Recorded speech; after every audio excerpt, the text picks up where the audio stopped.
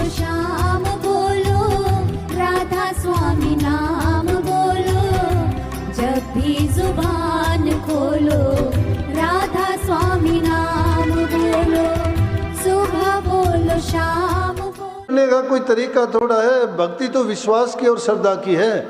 धन्य भगत ने कौन से आचार व्यवहार किए थे, उसने कोई ऐसी चीज नहीं की थी। वो तो बेचारा पशु चराया करता था। पशु चराते चराते उसने क्या देखा कि कोई पंडित है, पूजा करता है रोजाना। ये क्या करता है, ऐसा भोग लगाता है, गोल गोल पत्थर रखे हैं, परमात्मा नहीं, मूर्ति नहीं, क्या करता है ये पंडित। अज्ञान है, उसको पता ही नहीं। लेकिन जब देखता है कि ये पंडित करता क्या है, भोग की सामग्री लेके आता है, खाना लेके आता है, ठाकुरों को भोग लगाता है और फिर बाकी बचे हुए भोजन को खुद ले जाता है, पर्दा करके खिलाता है उसको। वो देखता है रोजाना। और देखते देखते उसने एक दिन पंडित से पूछ लिया कि पंडित जी आप क्या मुझे बताओगे कि आप क्या करते हो। कहने लगे अरे मूर्ख, तुझे पता नहीं है, मैं ठाकर जी को स्नान करवाता हूँ, उनको भोजन खिलाता हूँ और उसके बाद मैं प्रसाद लेता हूँ। बोला कि ये क्या काम आता है। बोले ये तो सब के सब काम करता है, इससे कोई भी काम करवा लो, प्रभु से तो कोई काम करवा लो, सारे काम उसी की मर्जी से होते हैं। उसी को सर्वशक्तिमान कहते हैं। वो हर जगह रहता है, वो सब के काम करता है, सबको संभालता है। कहने लगा तो पंडित जी आपकी तो इससे जान पहचान है, एक परमात्मा मुझे भी दे दे। अब बोला कि इसको कैसे समझाऊं मूर्ख को। तो भक्ति किसी की मोहताज नहीं है, आचार विचारों की, ख्यालात की नहीं है। वो किसी आडंबर पर नहीं खड़ी होती। जिसके दिल में श्रद्धा जब ठाठे मारती है, विश्वास जिसका दृढ़ हो जाता है, संकल्प जिसका पक्का होता है, उसके लिए परमात्मा तो खुद आके पूछता है, उसके पीछे पीछे फिरता है कि बोल भगत तुझे क्या चाहिए।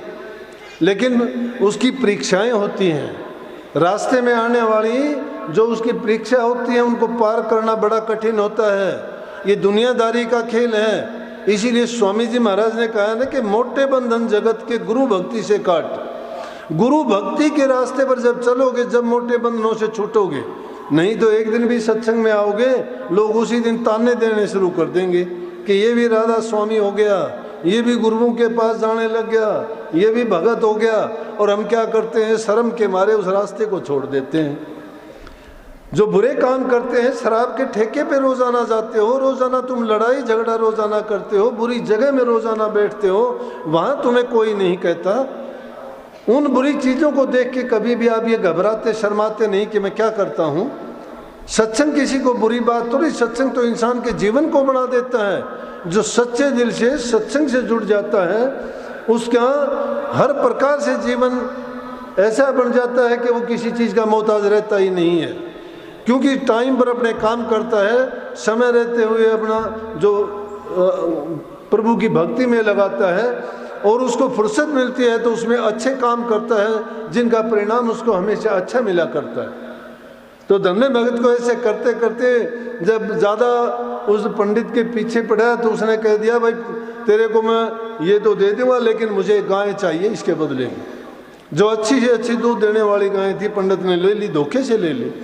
उसको तो पता था कि तू क्या भोग लगाता है। पर्दा करके एक बार उसके मुंह से लगा के और कहता, जैसे आप भी तो घरों में करते हो ना, जब माउस की मंगलवार की जोत करते हो, अच्छा भोजन बना के आग सामने रख के उस पर थोड़ा भोजन डाल के और कहते हो कि ये भोग लगाते हैं और उसमें अग्नि लग जाती है तो कहते हो कि अब भोग लग गया, अब खाना खा लेंगे। ऐसा ही तो करते हैं। लेकिन वो भी उससे तो अच्छा था। उसको एक पत्थर उठा के दे दिया और वो पत्थर उठा के लेके चले गया। ले जाके उसने अपनी चौकी सजा के धो के उस पर नेला धुला के उसको पत्थर को रख के कहने लगा कि ये ले, आज के बाद मैं तो यहीं से तेरे से काम करवा लूँगा। मेरे पास काम बहुत हैं, खेत के काम हैं, ये गाय चराने का काम है, मैं ज़मींदार आदमी और मेरा कोई मदद करने वाला भी नहीं है।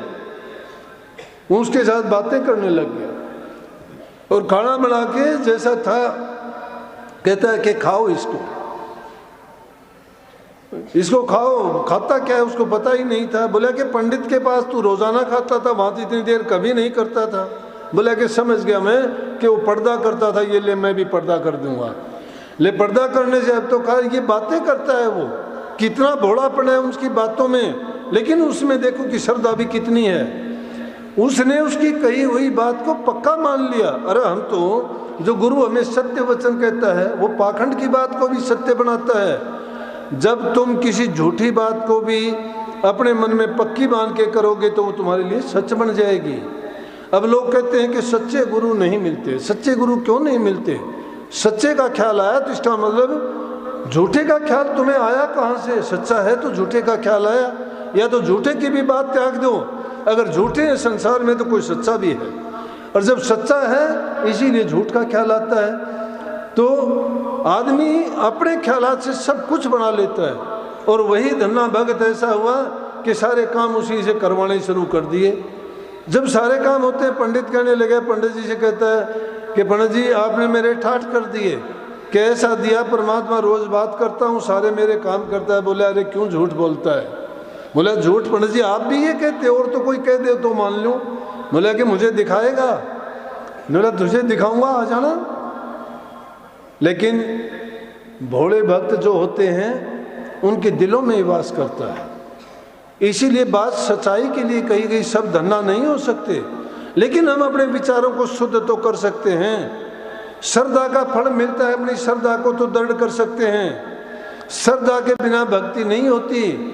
प्रेम, भक्ति, त्याग, ये सब की सब चीज़ें आपस में मिली हुई हैं, जुड़ी हुई हैं।